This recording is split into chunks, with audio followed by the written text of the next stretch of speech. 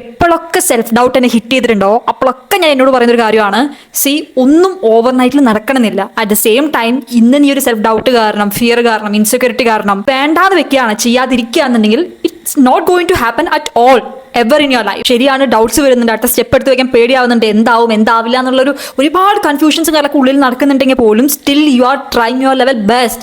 So keep going, it's very common. മാത്രമല്ല പല പല ഫീൽഡിൽ ഗ്രോ ചെയ്യുന്ന സക്സസ് ആയിട്ടുള്ള ആൾക്കാരുടെ ഒക്കെ ലൈഫ് എടുത്ത് നോക്കുകയാണെന്നുണ്ടെങ്കിലും ഇനീഷ്യൽ സ്റ്റേജിൽ ഇങ്ങനത്തെ ഡേയ്സ് ഒക്കെ എന്തായാലും ഉണ്ടായിട്ടുണ്ടാവും. അവരത് നിർത്തിപ്പോയിരുന്നെങ്കിൽ ചിലപ്പോൾ ഇന്ന് അവർ ആ ലെവലിൽ എത്തിയിട്ടുണ്ടാവുന്നില്ല. Exactly like that. ഇതിന്റെ ഡെസ്റ്റിനേഷനോ എൻഡോ ഒന്നുമല്ല, it's just a part. So whatever you are doing, ഒരു പോയിന്റ് കഴിയുമ്പോൾ നമുക്ക് എന്താണ് സെൽഫ് ഡൗട്ട് വരും, കൺഫ്യൂഷൻസ് വരും, ജഡ്ജ്മെന്റ്സ് ഉള്ളിൽ വരും.